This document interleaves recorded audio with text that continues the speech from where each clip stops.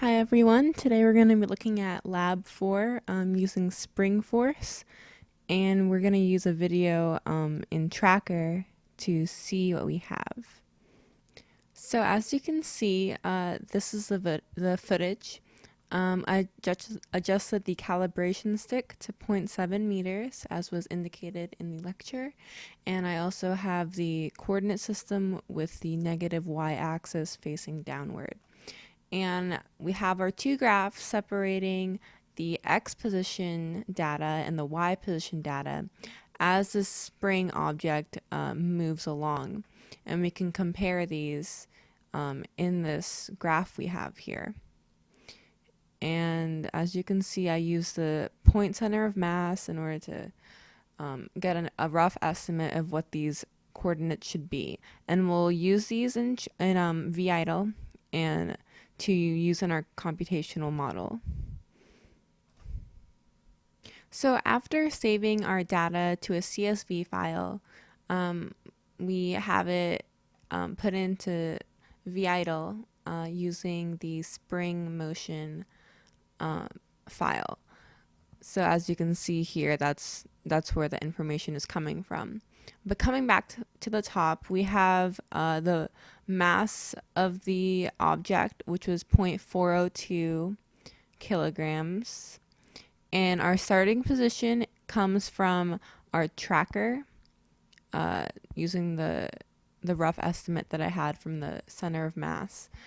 And the initial velocity is 0. And we're starting at t equals 0 seconds. Gravity obviously is 9.8. I have the spring constant, and we have here the kinetic energy equation, the gravitational potential energy equation, and the spring potential energy equation, which will all be used in the computational model. We also have accounting for net force of gravity and of the spring force, and then the overall net force would be the spring force and gravitational force combined. And after making a few adjustments and uncommenting this part right here, we'll run and see what it looks like. And basically, Newton's second law is used to predict the new position and changes in velocity. As you can see, the black arrow representing the gravitational force as that spring is moving along. The red represents the computational model, or excuse me, the information extracted from Tracker, while the blue represents the computational model from VIDLE itself. And it's not a perfect match. It's fairly close. The reasons for the differences can be human error when finding the center of mass, and also not accounting properly for the drag force. So things of that nature, but it's relatively in the same kind of pattern going on. And when trying to look at all of the different energy changes like in potential energy, the spring energy, I had a little bit of trouble of showing you that graph. I'm not really sure how I could have fixed it.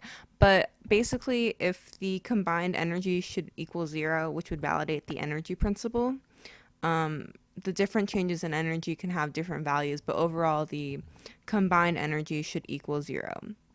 And if that was the case, it would validate the energy principle. Now going to the time estimates, time period estimates using the x position data, basically just determining it by finding the number of apexes on the graph in Tracker and dividing it by the number of the repeated curves, if you will. And I got the number 1.482. And for the y position, just doing the same thing, got 1.495. So it depends just basically what the different positions in x and y data was. And that's just overall how it was affected by human error, drag, mass of the spring, numerous things that could have affected this lab.